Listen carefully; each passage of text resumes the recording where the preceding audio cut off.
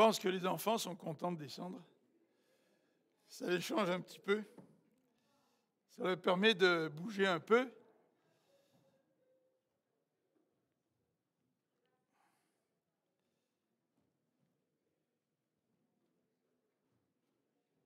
Alors ce matin, en arrivant en voiture, j'étais sur l'autoroute, sur la 15, et puis d'un seul coup, je dis à Marie-France, j'ai oublié mes lunettes.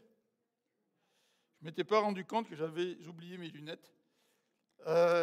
Ça m'arrive rarement, mais j'ai dit à Marie-France, elle m'a dit, tu veux qu'on retourne à la maison? J'ai dit non, c'est pas la peine. J'ai dit, on va essayer de se débrouiller malgré tout. Donc, si jamais, à un moment donné, je me mélange dans mes notes, ce sera à cause de mes lunettes. Surtout que le texte aujourd'hui parle d'une église qui a des problèmes de vue. Alors, c'est de circonstance. L'église de Laodicée. Comme vous le savez, depuis quelques semaines, on a commencé une série sur l'Apocalypse. Et on a fait, les 2 premiers dimanches, on a fait une introduction. Et là, je crois que j'ai trop appuyé. Là, ça avance trop. On a fait une introduction, puis ensuite, on a regardé la première église. Donc déjà, le 13 mars, on est presque rendu 2 mois plus tard, c'est la 7e église.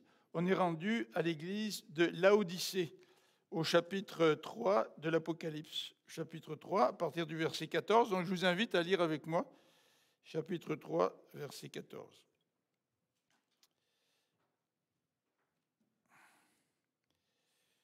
J'ai même dit à Marie-France ce matin qu'il y a des avantages avec les Bibles sur cellulaire. C'est qu'on peut grossir le caractère ou le rapetissir. Alors, heureusement, je n'ai pas trop besoin de le grossir. Je pense que ça va aller. Donc, verset 14. À l'ange de l'église qui est à Laodicée, écrit, voici ce que dit celui qui s'appelle Amen, le témoin digne de foi et véridique, celui qui est au commencement de la création de Dieu. Je connais ta conduite et je sais que tu n'es ni froid ni bouillant.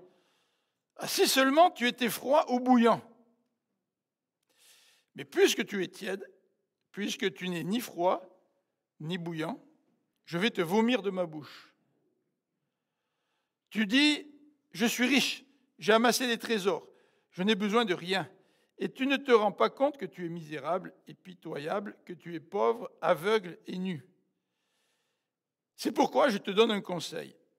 Achète chez moi de l'or purifié au feu pour devenir réellement riche.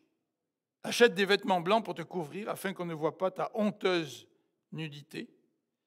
Achète un collier pour soigner tes yeux afin que tu puisses voir clair. Moi, ceux que j'aime, je les reprends et je les corrige. Fais donc preuve de zèle et change.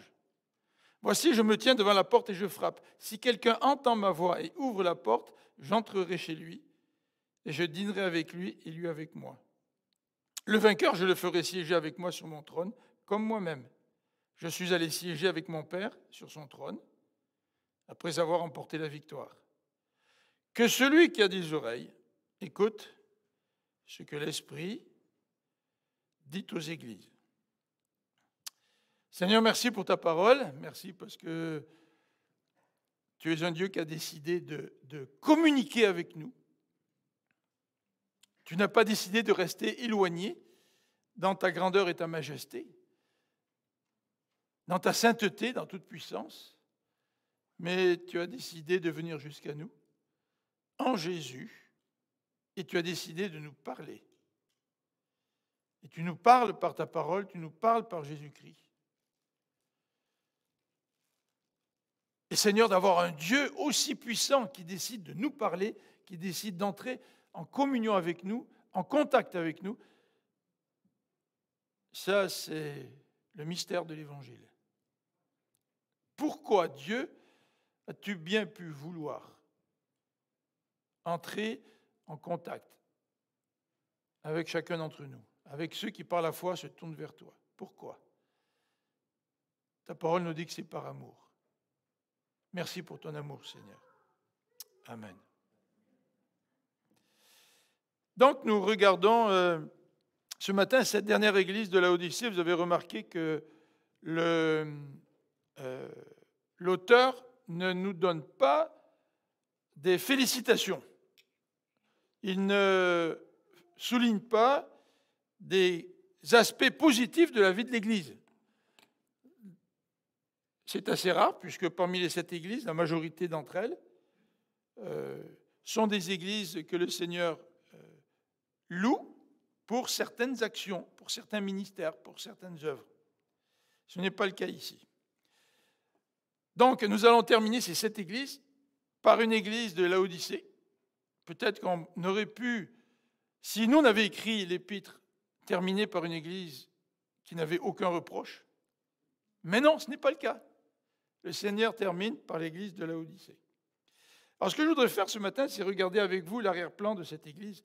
C'est assez intéressant de connaître un petit peu la géographie, l'histoire, la population de cette église. Ensuite, ce que j'aimerais faire, c'est regarder vraiment le diagnostic, c'est-à-dire le reproche que le Seigneur émet face à cette église.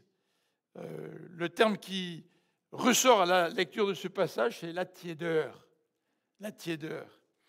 Qu'est-ce que ça veut dire? Le Seigneur va poser un diagnostic, il va aussi poser un jugement, une condamnation, mais il va en même temps, au travers de ce jugement, cette condamnation, offrir l'occasion à l'Église de changer. Et ça, c'est toujours la manière dont le Seigneur procède, en tout cas toujours la plupart du temps, c'est que quand il émet des reproches, c'est pour que l'Église puisse reconnaître sa situation et qu'elle puisse changer. Donc les reproches du Seigneur sont des reproches positifs. Hein. C'est dans le but que nous changeons que le Seigneur émet des reproches. Et il va corriger la perception que l'Église a d'elle-même. Vous savez, souvent nous avons la tendance de nous voir meilleurs que nous sommes. Je ne sais pas si c'est votre tendance, mais en particulier quand les choses vont bien dans notre vie. Quand les choses vont plus ou moins bien, on a peut-être la tendance inverse, c'est-à-dire à se voir pire que nous sommes. Et nous avons en tous les cas de la difficulté à être objectifs dans notre perception de nous-mêmes. Alors ici, le Seigneur donc va corriger la perception de l'Église. Et après avoir donc établi le diagnostic, le Seigneur va donner des paroles d'encouragement. Il va donner à l'Église un conseil pour que cette Église puisse changer, pour que cette Église ne puisse pas subir l'intervention de Dieu dans leur vie. Alors, on regarde tout d'abord l'arrière-plan de cette Église. Vous voyez la carte à l'écran. Laodicée, c'est un carrefour. Donc, si je pointe à l'écran, vous voyez, il faut que je m'amuse avec ça. Là. Voilà, Laodicée est ici. Vous voyez, à côté, il y a Hiérapolis et puis Colosse. Alors, Alexandre, il aime bien les petits gadgets. Hein. Alors, quand il a amené ça, il m'a dit, tu vois, tu vas pouvoir utiliser la loupe quand tu vas montrer à l'écran. Donc, Laodicée, c'est un carrefour. Voilà. Est-ce que ça marche, là? Ah, c'est encore la loupe. Je ne veux pas de la loupe. Il avance quand j'essaye de la loupe. Alors, on va essayer de reculer en arrière. Si je le tiens comme ça. Non, c'est encore ça. Ah voilà, ça y est. Il faut que j'apprenne.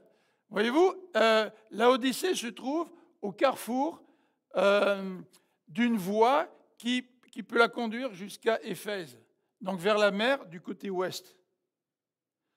Laodicée, c'est aussi la ville d'où part la route pour se diriger au nord, à Philadelphie, Sardes et Thyatire, nord-nord-ouest. Laodicée, c'est aussi un carrefour parce que si on continue dans le sud, on ne voit pas ici, mais si on descend, on arrive à la mer. Et c'est un carrefour parce que si on s'en va vers l'est, eh bien, Laodicée devient la porte de la région appelée la Phrygie. Donc, Laodicée, c'est vraiment situé à un carrefour pour permettre à différentes personnes d'aller soit à l'est, à l'ouest, au nord, au sud. Laodicée, c'est une ville qui a été reconstruite par Antiochus II une couple de siècles avant Jésus-Christ. Ensuite, elle a fait partie du royaume de Pergame. Vous voyez la carte, en haut, vous avez Pergame. À une certaine époque, avant Jésus-Christ, Pergame était un royaume assez imposant. Donc, Laodicée a fait partie du royaume de Pergame. Et par la suite, Laodicée a fait partie du royaume romain. Donc, au temps de Jésus-Christ, Laodicée faisait partie de l'Empire romain.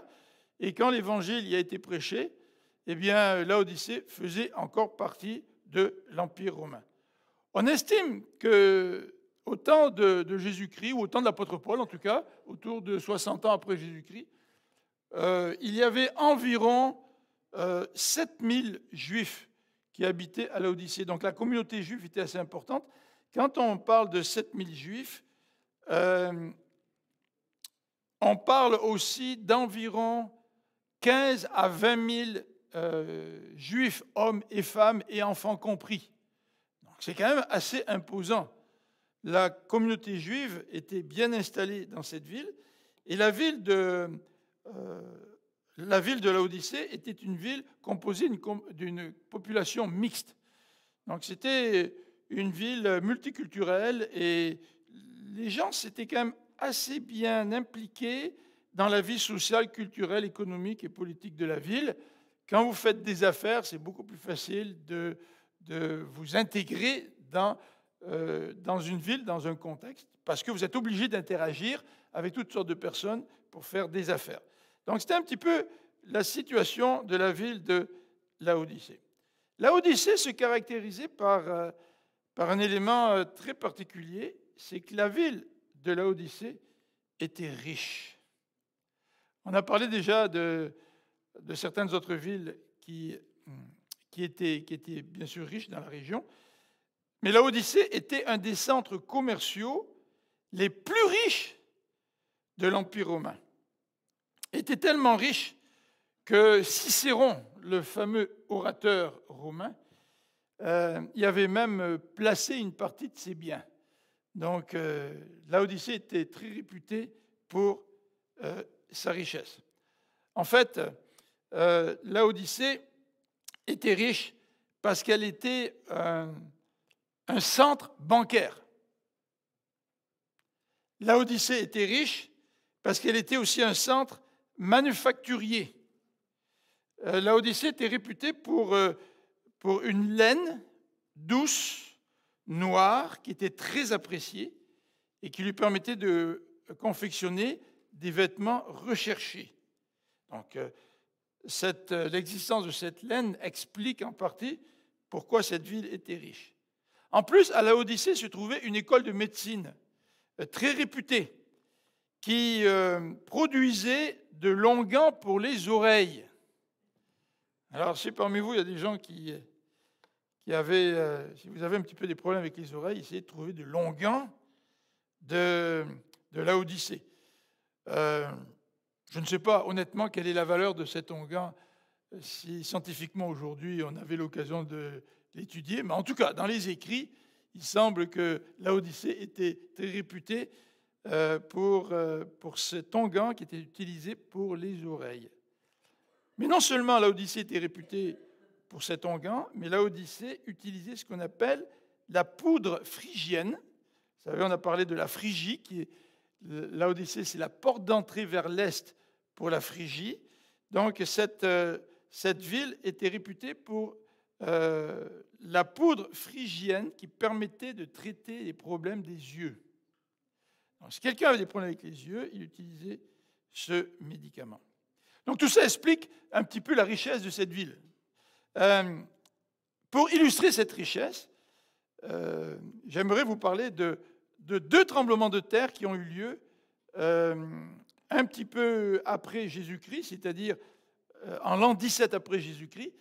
Le tremblement de terre a été tellement terrible que la ville, pour se reconstruire, a eu besoin de l'aide impériale. Et Tibère, l'empereur, a fourni de l'aide pour pouvoir reconstruire la ville de Laodicée. Mais en 60 après Jésus-Christ, rebelote un autre tremblement de terre. Mais ce tremblement de terre, en l'an 60, était tout aussi terrible que celui qui avait eu lieu en l'an 17, mais cette fois-ci, les Laodiciens avaient tellement d'argent qu'ils ont refusé les subsides impériaux. C'est comme si aujourd'hui, au Québec, les gens diraient « Ah, nous, on n'a pas besoin de la CPU, ou comment on dit ça, l'aide gouvernementale qui a été donnée lors de la COVID, là, n'est-ce pas? La PCU, merci, bon, tu vois, je confonds les lettres, je ne sais pas ce que j'ai dit, CPU, PCU, en tout cas, c'est la faute de mes lunettes. Et là, ils ont refusé l'aide impériale. Et plus que cela, des citoyens riches ont financé eux-mêmes la construction de nouveaux édifices publics, et notamment une porte monumentale pour la ville. Donc, voyez-vous, Laodicée était une ville particulièrement riche qui s'était donc enrichie au travers des années. Parlons un petit peu de l'église de Laodicée pour la présenter. Cette église de Laodicée a probablement été fondée par Épaphras. Vous avez probablement entendu parler d'Épaphras si vous avez lu le Nouveau Testament. C'était un disciple de Paul. Et Épaphras a aussi fondé l'église de Colosse et l'église d'Hiérapolis. Je ne retournerai pas en arrière sur la carte, mais peut-être que vous avez remarqué la ville de Laodicée, puis vous avez remarqué deux petites villes à côté, là, pas très loin, à 10 ou 15 kilomètres de Laodicée, se trouvait donc, ou un petit peu plus, la ville de Colosse et la ville d'Hiérapolis. Donc, le chapitre 4 de l'Épître aux Colossiens nous parle de la ville de Laodicée. Donc, je vous invite à regarder dans Colossiens au chapitre 4, et en particulier dans les versets 15 et 16, et même le verset 14.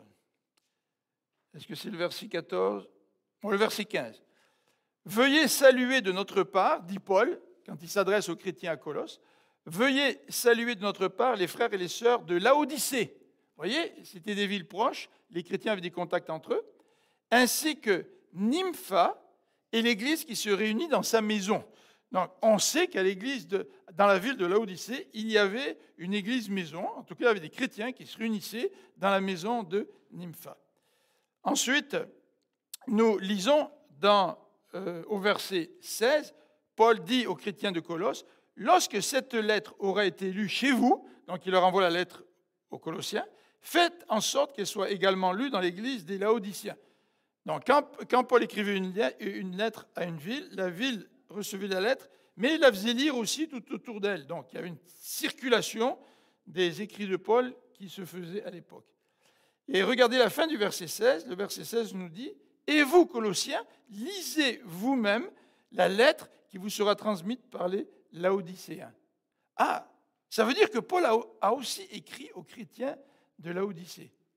Et Paul dit aux chrétiens de Colosse, j'aimerais que vous lisiez aussi la lettre que j'ai écrite aux Laodiciens. Cette lettre a été perdue. On ne sait pas de quoi Paul a parlé dans la lettre. Nous ne savons pas de quel sujet il a traité. Peut-être nous avons quelques petites idées. Peut-être que déjà Paul a parlé de ce problème de tiédeur que Jean reprend. Peut-être. Mais nous n'avons pas, toujours été, nous n'avons pas le texte de l'épître que Paul a écrite aux chrétiens de Laodicée. Alors, au verset 14 de ce passage, nous avons dans l'Apocalypse l'introduction à la lettre. Vous savez que toutes les lettres, les 7 lettres de l'Apocalypse, nous présentent une introduction. C'est Jésus qui parle, et Jésus se présente de façon particulière pour chacune des églises. Alors, comment Jésus se présente-t-il à l'église de Laodicée? À l'ange de l'église qui est à Laodicée, écrit « Voici ce que dit celui qui s'appelle Amen, le témoin digne de foi et véridique, celui qui est au commencement de la création de Dieu. » Alors, l'auteur de cette lettre, c'est donc Jésus-Christ. Jésus-Christ qui est l'Amen. C'est le titre qu'il porte. Amen. Regardons dans Ésaïe, parce que cette lettre écrite aux chrétiens de Laodicée fait à plusieurs fois référence au livre d'Ésaïe. et en particulier dans Ésaïe au chapitre 65, verset 16. Ésaïe, chapitre 65, verset 16. Voici ce que le texte nous dit. Verset 16. Et celui qui voudra être béni sur terre invoquera sur lui une bénédiction du Dieu de vérité. Le mot qui est employé dans l'original, c'est celui-ci.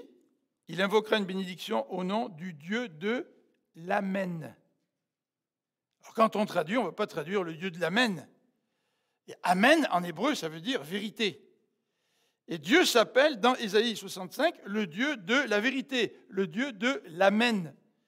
Et quand Jésus porte ce titre, eh bien, Jésus veut dire que ses paroles sont vérité. Il va prononcer un verdict sur l'église de Laodicée, et ce verdict va être vrai, nous dit l'introduction à cette lettre aux chrétiens de Laodicée. Ensuite, Jésus se présente aussi comme le témoin fidèle et véritable. Si on lit cette fois-ci dans Jérémie au chapitre 42 et au verset 5, Jérémie chapitre 42, verset 5, nous lisons ceci. De leur côté, ils dirent à Jérémie, ça c'est le peuple qui parle, que l'Éternel soit contre nous, un témoin véridique et fidèle, si nous n'obéissons pas à tout ce que l'Éternel, ton Dieu, te chargera de nous dire. Alors, vous voyez, c'est la deuxième référence dans la lettre à Laodicée à Jésus-Christ qui porte les mêmes titres que Dieu. Donc, Jésus-Christ porte d'abord le titre de l'Amen, le véritable, hein, tout comme on l'a vu dans Ésaïe 65, verset 16, mais il porte aussi le même titre que Dieu porte dans Jérémie, chapitre 42, verset 5. Alors, qu'est-ce que nous dit ce verset 5 dans Jérémie? Si le peuple n'obéit pas, c'est le peuple lui-même qui parle au prophète, hein, le peuple est en train de dire, si nous obéissons pas à Dieu, que l'Éternel soit un témoin fidèle et véritable contre nous. Donc, ils prennent Dieu à témoin, en quelque sorte. Et ils savent que Dieu est tout à fait fidèle et véritable dans ce qu'il va dire. Vous voyez, ça accentue, en quelque sorte, l'autorité de Jésus face à cette Église. Et il se présente, Jésus, comme étant le Dieu capable de mettre le doigt sur le problème de l'Église de Laodicée. Nous avons mentionné ça tout à l'heure, l'Église de Laodicée a tendance à se voir meilleure qu'elle était. Alors il faut que quelqu'un puisse l'aider à être un petit peu plus objectif.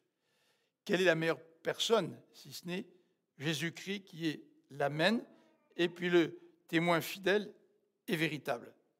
Dans l'introduction, toujours dans l'Apocalypse, au chapitre 3, si on revient dans notre texte, au verset 14, Jésus se présente aussi comme étant celui qui est au commencement de la création de Dieu. Alors, vous savez que les témoins de Jéhovah disent que Jésus, il est au commencement de la création de Dieu parce qu'il est le premier créé. Hein? Alors, le mot commencement peut être traduit par principe, il peut être traduit de différentes façons, mais Jésus-Christ n'est pas la première création de Dieu. Les témoins de Jéhovah se servent de Colossiens.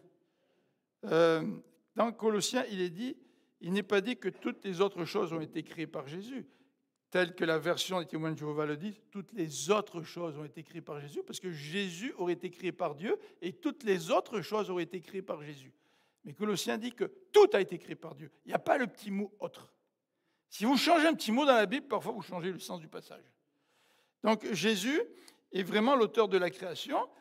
Mais ici, même si le mot en grec « arché » peut être traduit par « auteur » ou « commencement » ou « principe », Jésus est vraiment au commencement de la création, mais dans quel sens? Mais il dit de la création de Dieu. Des fois, on peut se poser la question, est-ce que c'est Jésus qui a créé ou c'est Dieu qui a créé? Et on peut trouver cela un petit peu difficile à comprendre. Mais pour faire un petit résumé, ce que Jean nous dit aussi au chapitre 1er, Quand Jean nous dit que la parole était avec Dieu, la parole était Dieu, hein, et puis il nous parle de la création, Jean nous dit que Jésus a été le médiateur qui a créé, mais c'était le médiateur de Dieu. Vous savez que Jésus est le médiateur du salut, mais Jésus est aussi le médiateur dans la création. D'après la Bible, c'est Dieu qui a créé. Mais Dieu, quand il a créé, il a utilisé un médiateur, Jésus-Christ. Donc Jésus-Christ est quand même celui qui a créé toutes choses. Mais Jésus-Christ, il est l'auteur de la création parce qu'il est le médiateur. Parce que la façon, disons, plus précise de reprendre ce que la Bible dit, ce serait de dire le Fils est le médiateur dans la création de Dieu. Et en tant que médiateur dans la création de Dieu, il est aussi créateur. Alors voilà, peut-être que dans l'église de Laodicée, il y avait toutes sortes de philosophies qui commençaient à se développer concernant la création, concernant des hiérarchies dans le monde spirituel. En tous les cas, Jésus se présente, lui, comme étant au commencement de la création de Dieu. Alors regardons maintenant, après cette introduction, le diagnostic que le Seigneur pose à partir du verset 15. Je connais ta conduite. Remarquez qu'il ne dit pas, d'après le contexte, je crois que c'est très bien traduit, la Bible n'est pas traduite en disant je connais tes œuvres. Parce que Jean n'énumère pas les bonnes œuvres que l'Église pourrait faire. Mais au contraire, le mot conduite ici est bien traduit. Je connais la manière dont tu te comportes. Tu n'es ni froid ni bouillant. Ah, si seulement tu étais froid ou bouillant. Alors, il y a une interprétation en rapport avec la tiédeur qui est mentionnée dans ce passage. Il y a une première interprétation qui oppose, qui fait une opposition entre le froid, d'une part, et le côté bouillant, d'autre part. Alors, si on lit un petit peu rapidement le texte, on pourrait se dire, écoute, dans la vie spirituelle, ce qui est meilleur, c'est d'être bouillant. Hein? Et que le problème de l'église de Laodicée, c'est qu'elle n'est pas assez bouillante. Mais est-ce que c'est vraiment le sens que l'auteur veut donner à ce passage? Est-ce que l'auteur veut vraiment opposer le froid au bouillant en disant que bouillant est meilleur qu'être froid? Souvent, c'est un petit peu comme ça qu'on parle dans notre vie chrétienne. Hein? On dit là, je suis zélé, je suis plein d'ardeur, puis là, je suis complètement refroidi. Donc, est-ce que c'est le sens que le passage transmet? Bien, j'aimerais vous suggérer que ce n'est pas le sens du passage. Alors, pourquoi? Hiérapolis, qui se trouve à peut-être une dizaine de kilomètres de Laodicée, avait des sources d'eau chaude, et l'eau chaude sortait de terre à une température de 80 degrés Celsius. Intéressant, hein? Si j'avais une telle source dans ma cour, je n'aurais pas de problème pour ma piscine. Tu sais. Elle serait bonne à partir de maintenant, jusqu'au mois de novembre. Et peut-être même pendant l'hiver si ça ne gèle pas. Tu sais. Mais Hiérapolis avait des sources d'eau chaude donc de 80 degrés, et elles étaient utilisées pour soigner. C'est un usage médicinal. Par contre, cette eau-là, elle voyageait et elle se rendait jusqu'à Colosse. Et quand elle arrivait à Colosse, cette eau était devenue fraîche. Alors, si on regarde l'utilisation de l'eau à Hiérapolis et l'utilisation de l'eau à Colosse, on se rend compte que, qu'elle soit chaude ou bouillante ou fraîche, elle est utile dans les deux cas. Quand elle est chaude, eh bien, on s'en sert pour soigner. Quand elle est fraîche, on s'en sert pour se désaltérer. Donc, être froid n'est pas, dans le contexte de ce passage, un problème. En fait, cette eau-là, en partant de Hiérapolis pour se diriger à Colosse, passait par Laodicée. Mais à Laodicée, elle n'avait plus 80 degrés. À Laodicée, elle n'était pas encore froide comme à Colosse. À Laodicée, elle était tiède. Et les textes nous disent qu'elle était tellement tiède que que quand on la buvait, on avait envie de vomir. Et que l'eau n'était pas utile. Soit elle est chaude, elle est utile, soit elle est fraîche, elle est utile. Mais tiède, elle n'est pas bonne, elle n'est pas propre à la consommation. Et ça, c'était le contexte de cette référence. Elle est tiède. La question n'est pas d'être chaud ou froid. La question, c'est est-ce que l'eau est utile ou pas? Si l'Église est utile, comme l'eau chaude, ou utile comme l'eau froide, c'est bon. Mais si l'Église n'est ni utile en étant chaude, ni utile en étant froide, ben l'Église est tiède et elle donne envie de vomir. Le texte est fort ici. Hein. Je vais te vomir de ma bouche, dit Jésus. Si tu es tiède, je vais te vomir de ma bouche. Tu sais ce que ça veut dire, avoir envie de vomir, avoir la nausée quand tu prends de l'eau tiède. Mais moi, je vais te vomir de ma bouche. Vous voyez comment l'image est extrêmement pertinente pour les chrétiens de Laodicée.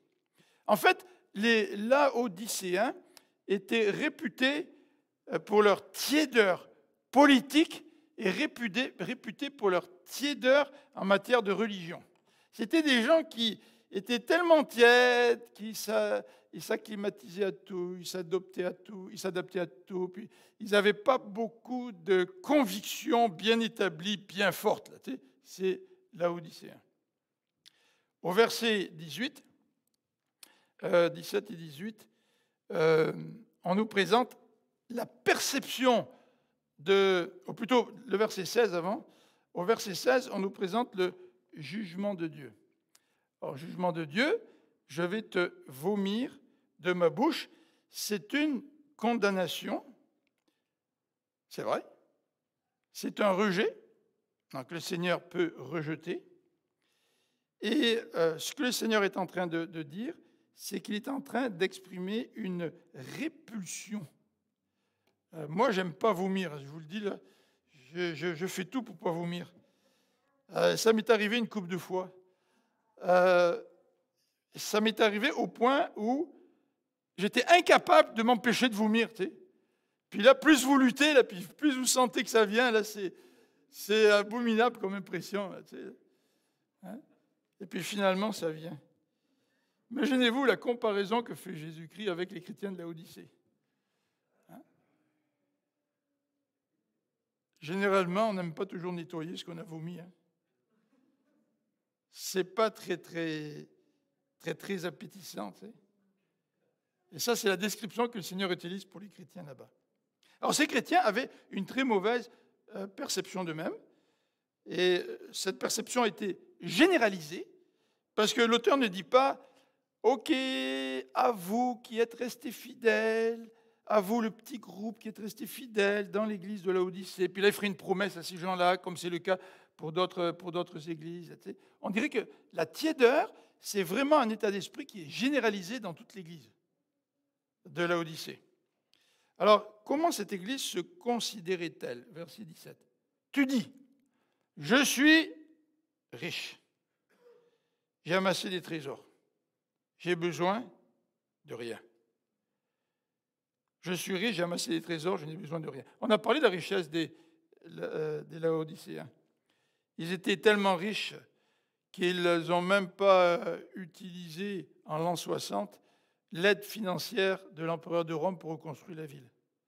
Et ils se glorifiaient de leurs centres d'affaires, ses écoles de médecine, son médicament pour les yeux, ses manufactures de vêtements avec cette laine de qualité, cette laine noire qui était très recherchée à l'époque.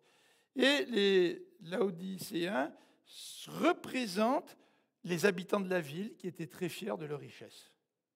Et eux aussi étaient très fiers d'être ce qu'ils étaient. Et ils se considéraient riches spirituellement parce qu'ils étaient riches économiquement.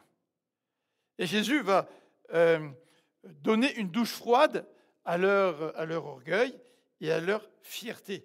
C'est vrai que quand nous vivons dans un contexte ou un milieu, nous sommes bien souvent influencés par le contexte et le milieu. Si nous vivons dans un milieu économique riche et que l'Église est riche, bien souvent, l'Église adopte les mêmes travers que les contemporains, leurs concitoyens. Tu sais. l'orgueil de la richesse, la fierté de leurs biens. Et ça constituait une mauvaise perception de l'Église. Et l'Église se vantait de cela. Et l'Église dit, je n'ai besoin de rien. Elle ne se rend même pas compte qu'elle a besoin du Seigneur. Vous savez, quand nous sommes trop bénis, la réalité, c'est que tu te considères riche, mais tu te considères aussi autonome. Tu te considères autonome et tu penses que tu n'as pas besoin du Seigneur. Vous vous rappelez ce que Jésus dit dans Jean 15 ? Jésus dit, sans moi, vous ne pouvez rien faire. Jésus ne dit pas, sans moi, vous qui êtes pauvres, vous ne pouvez rien faire. Jésus s'adresse à tous. Sans moi, vous ne pouvez rien faire, pauvres ou riches. Et les Laodiciens se considéraient riches et autonomes. Mais la réalité est tout autre. Tu ne te rends pas compte que tu es misérable et pitoyable. La réalité, c'est que cette église était misérable et pitoyable. Probablement que si nous étions rentrés dans cette église-là, nous aurions vu le bâtiment. S'il y avait un bâtiment, je ne sais pas s'il y avait un bâtiment à l'époque, mais aujourd'hui, en tout cas, on peut rentrer dans des églises et constater la richesse de l'église. Nous pouvons constater que l'église a des biens. Et c'est difficile de voir la réalité telle qu'elle était. C'est difficile de voir derrière l'apparence. Et pourtant, le Seigneur qui est l'Amen, celui qui est fidèle, le témoin fidèle, lui, il voit exactement ce qu'il en est. Cette église, elle est malheureuse et misérable.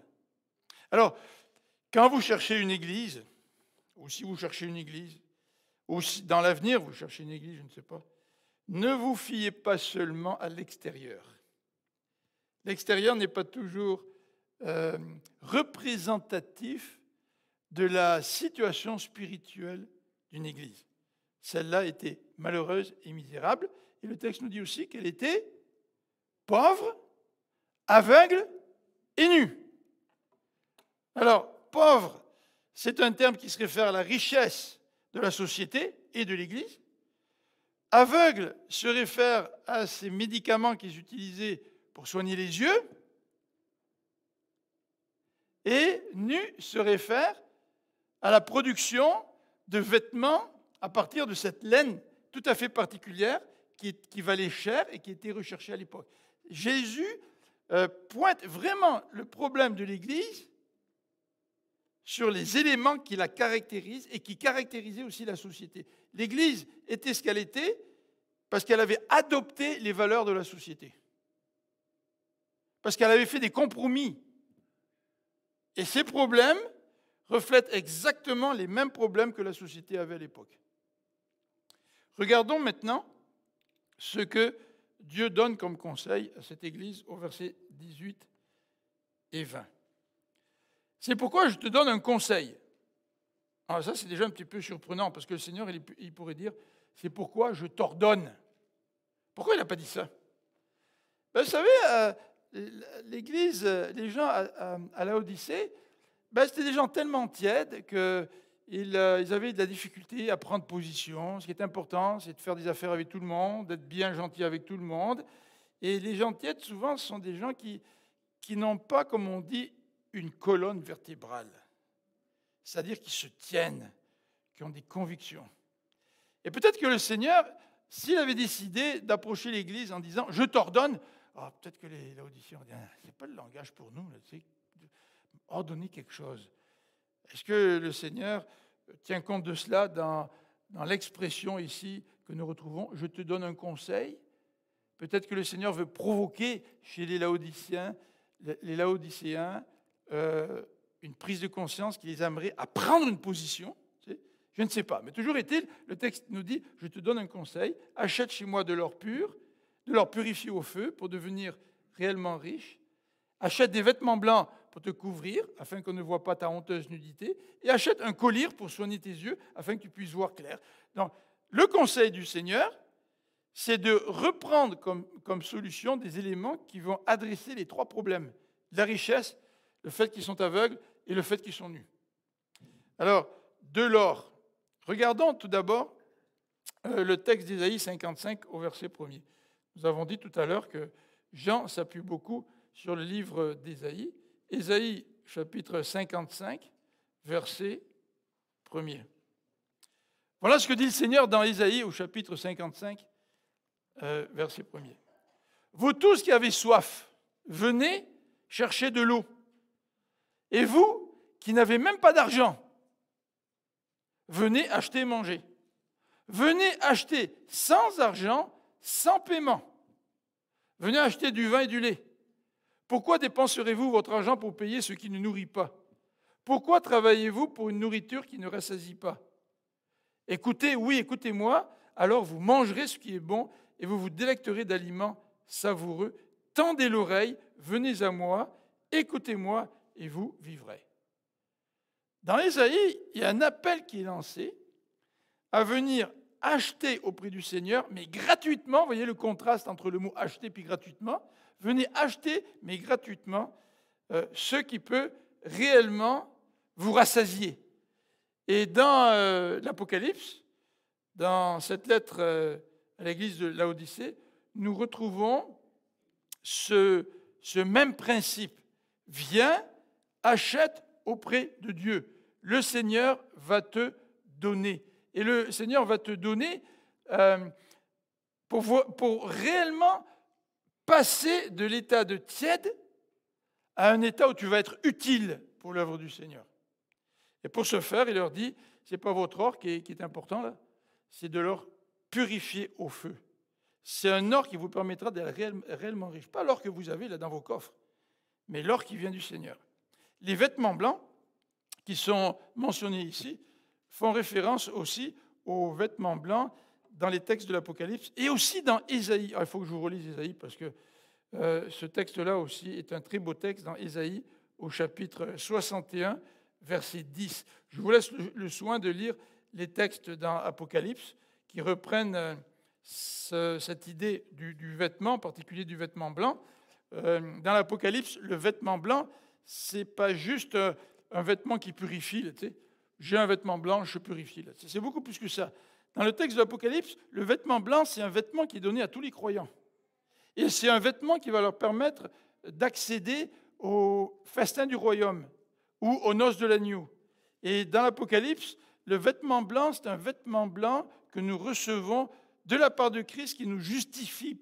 C'est en quelque sorte la justification de Dieu, c'est-à-dire Dieu qui me considère comme juste alors que je ne le suis pas.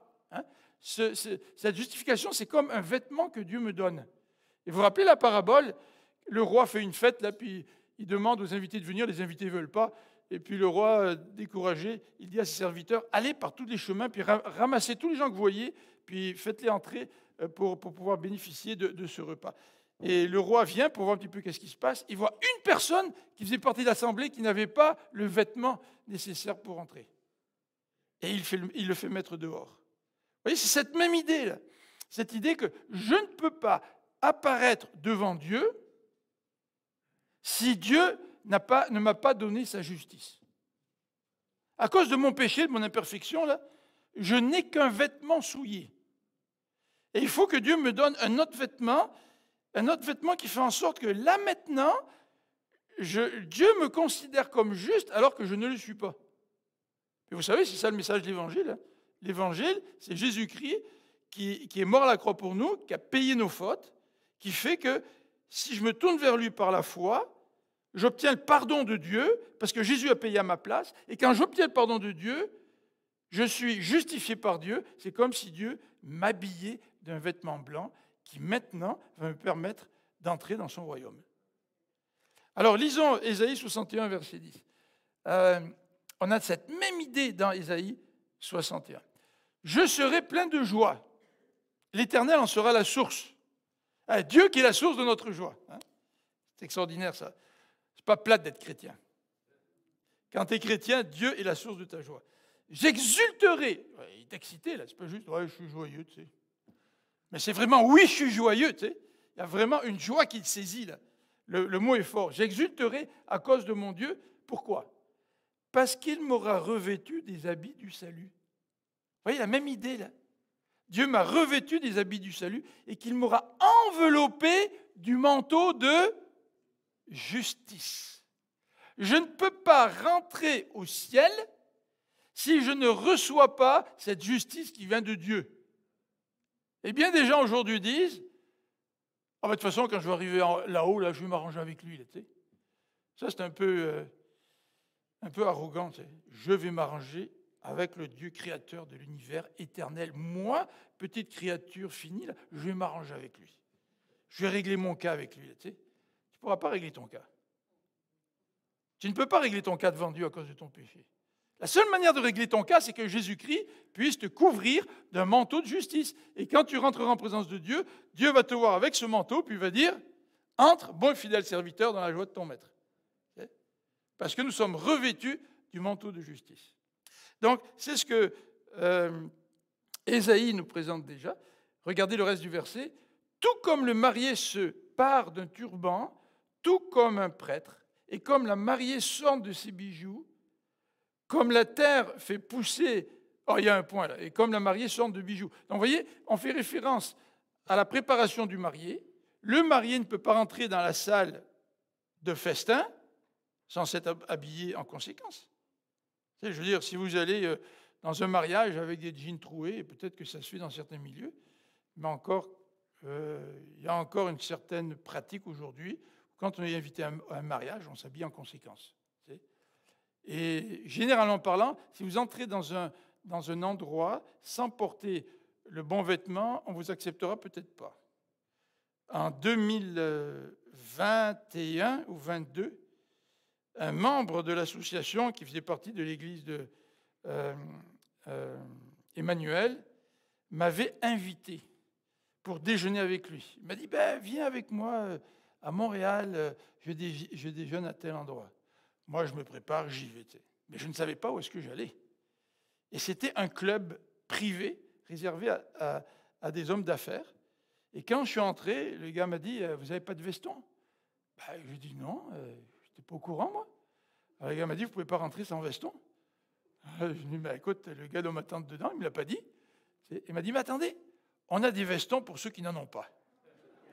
Alors, je ne sais pas comment il a fait, il doit avoir l'œil, lui, parce qu'il a vu ma forme, ma morphologie, marié avec un veston, et puis j'ai mis le veston. Et j'ai pu rentrer. Sans veston, je ne pouvais pas rentrer. C'est pareil pour aller au ciel avec Dieu. Sans la justice de Dieu qui me couvre, je ne peux pas rentrer en sa présence. Donc, c'est ça que Dieu nous offre. Dieu nous offre gratuitement la vie éternelle. Dieu nous offre gratuitement tout ce qu'il faut pour pouvoir mener une vie épanouie en sa présence. Et ce n'était pas le cas des chrétiens à Laodicée. Ils s'appuyaient trop sur leur richesse. Ils croyaient qu'ils y voyaient bien, qu'ils y voyaient mal. C'est comme moi, ce matin, je croyais que je voyais bien. Puis je dis à Marie-France, quand j'ai oublié mes lunettes, j'ai oublié mes lunettes, puis je lui dis, mais tu sais, j'y vois quand même bien. C'est sûr que si un policier m'avait arrêté, j'aurais pu lui dire, écoutez, monsieur le policier, j'y vois bien, je vois les lumières, puis je vois les panneaux, et puis j'arrive même à lire les noms des rues quand je passe à côté. Mais sur mon permis, c'est marqué qu'il faut que je porte des lunettes. Et je peux être convaincu d'y voir, sans y voir réellement. Donc c'est un petit peu la situation de l'Église à Laodicée. Au verset 19, Jean va appeler l'Église à la repentance. Donc regardons rapidement le verset 19. Moi, ce que j'aime, remarquez tout de suite, le Seigneur met les choses claires. Si je t'appelle à changer, c'est parce que je t'aime. C'est comme un père qui veut corriger son enfant. Si le père corrige l'enfant parce qu'il est frustré, ce n'est pas du tout la même chose que de corriger l'enfant parce qu'il est rempli d'amour pour lui. Et sa correction va démontrer s'il est réellement en colère ou s'il est rempli d'amour envers son enfant. Souvent, nous devons admettre que nous corrigeons parce que nous sommes excédés, au lieu de corriger véritablement par amour. Et il dit ici, ceux que j'aime, je les reprends, je les corrige. Fais donc preuve de zèle et change. Donc il lui demande, d'avoir du zèle, d'avoir de l'enthousiasme pour effectuer un changement, c'est-à-dire de venir à Christ pour que Christ puisse leur donner ce dont ils ont besoin. Donc la source de cet appel, c'est vraiment l'amour divin. Et quand nous entendons l'appel de Dieu, quand nous entendons le Seigneur qui nous dit « Venez à moi, vous tous qui êtes fatigués et chargés, repentez-vous de vos fautes et de vos erreurs », ce n'est pas parce que le Seigneur veut nous écraser, ce n'est pas parce que le Seigneur prend un malin plaisir à nous montrer notre petitesse pour qu'on puisse, je ne sais pas, s'effoirer là, dans notre désespoir. Ce n'est pas vrai. Le Seigneur veut nous parler parce qu'il veut nous changer. Il veut nous transformer. Et il nous dit, et du zèle à changer. Ici, dit le verset 19. Et du zèle dans la repentance. Et il nous dit, dans ce même verset, fais donc, oui, moi ce que j'aime, je les reprends et je les corrige. Le Seigneur utilise deux moyens pour nous changer. Si nous ne faisons pas preuve de zèle envers lui, là, si nous ne comprenons pas que c'est par amour qu'il nous parle, le Seigneur utilise deux moyens. Le premier, il nous fait un reproche, et le deuxième, il va exercer la discipline.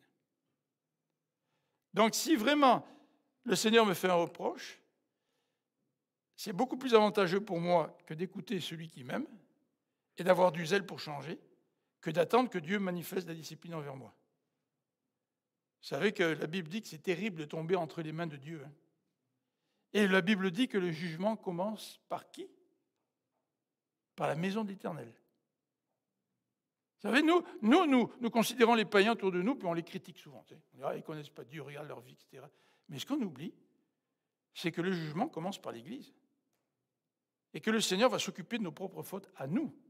Donc évitons une attitude trop triomphaliste envers ceux qui ne connaissent pas le Seigneur. Dernier élément, ou avant-dernier élément, c'est l'élément de la foi qui est sous-jacent à ce texte, même si le mot foi n'est pas présenté, c'est que l'objet de notre foi, nous dit la Bible, c'est Jésus-Christ. Ce Jésus qui est l'Amen, le témoin véritable, ce qu'il dit est vrai. Ce qu'il dit est vrai. Si tu ne considères pas que ce que Jésus dit est vrai, ben, tu ne tiens pas compte du diagnostic que le Seigneur pose. Tu ne feras pas attention aux reproches que le Seigneur te fait. Mais la foi, c'est déjà reconnaître que ce que dit Jésus est vrai. La foi, nous dit le verset 18, c'est le verset 20, pardon. Attendez, où est-ce que c'est? Non, c'est le verset 18. Le verset 18 nous dit, je t'offre de l'or, des vêtements blancs, et je t'offre ce qu'il faut, un collier pour soigner tes yeux, afin que tu puisses y voir clair. La foi, c'est d'accepter l'offre que le Seigneur nous fait. La foi s'exprime d'une manière un petit peu différente au verset 20. Je me tiens devant la porte et je frappe.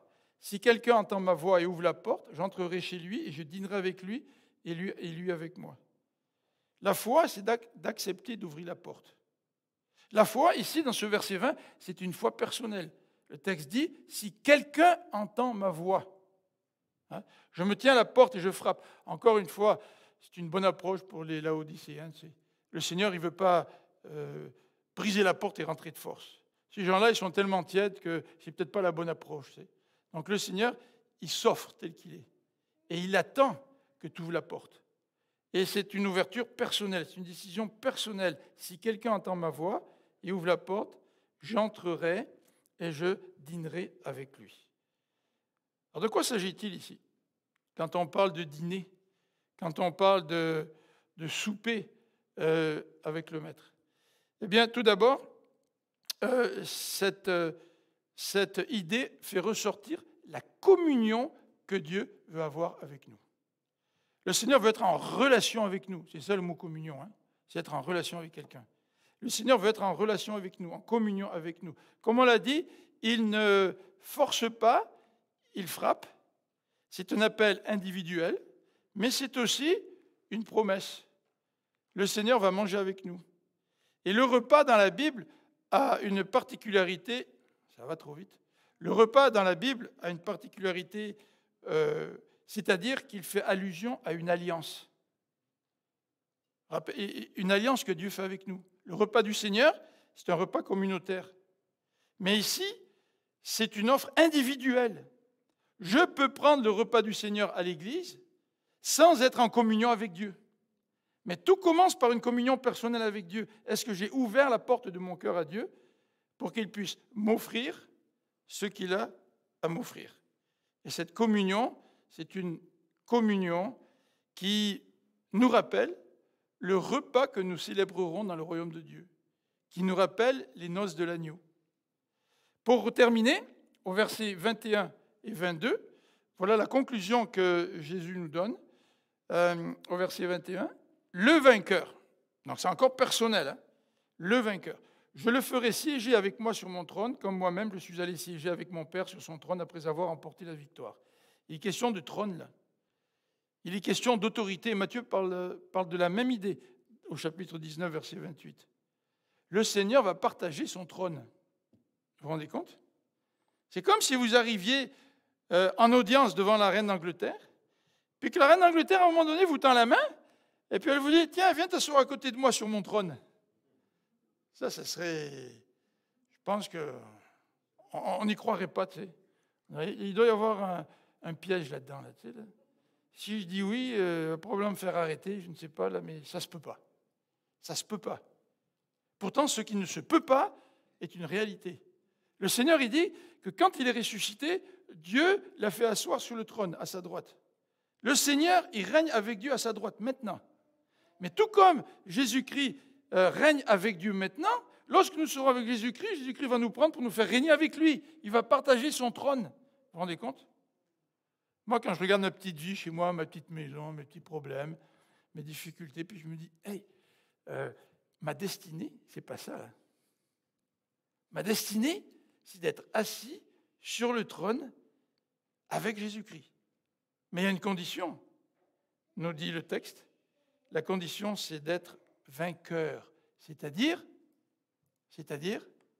de recevoir l'or impérissable de Dieu, de recevoir ce manteau blanc, c'est-à-dire aussi de recevoir ce produit-là qui va me permettre vraiment d'y voir clair, de comprendre que j'ai besoin du Seigneur. J'ai besoin de lui dans ma vie. J'ai besoin de ne pas avoir une fausse opinion de moi-même. J'ai besoin d'être réaliste. Sommes-nous réalistes? Avons-nous véritablement besoin de Jésus-Christ? On va prier.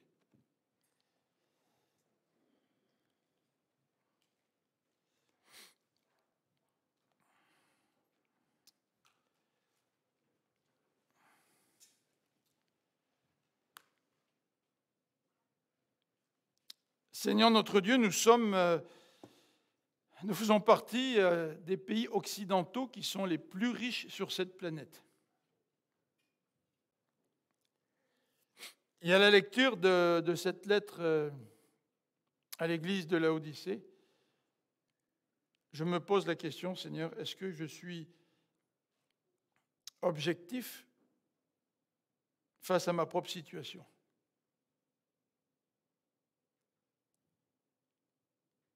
Seigneur, dans nos pays occidentaux se trouve concentré un pourcentage extrêmement important de la richesse mondiale.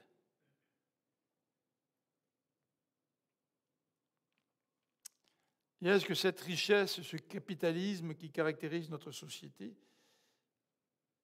m'empêche de me voir tel que je suis, c'est-à-dire que j'ai besoin de toi? Est-ce que cette science qui est à ma portée, par laquelle je peux bien souvent guérir, est-ce que ça m'influence au point où je ne me vois pas tel que je suis?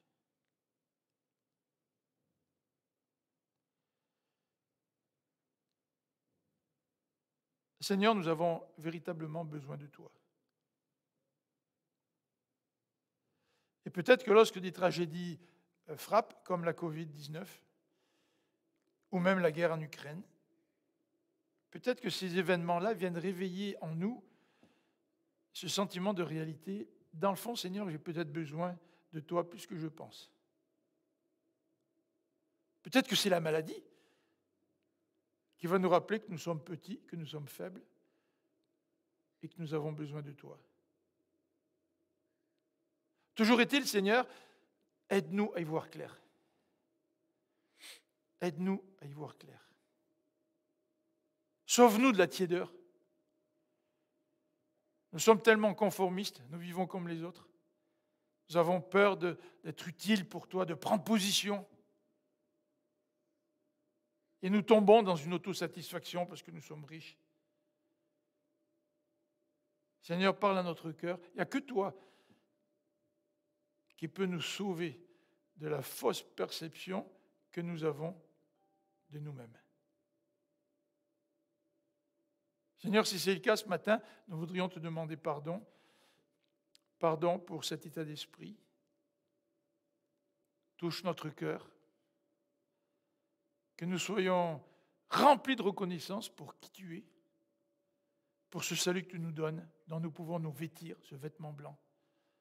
Et à cause de ce vêtement blanc, je peux rentrer dans la salle de fête.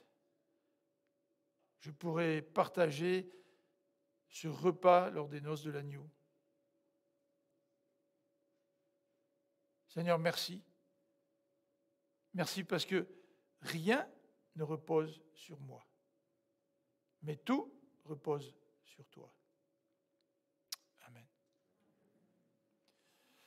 Je vous souhaite un bon dimanche. Profitez du soleil, du beau temps. Le printemps s'en vient.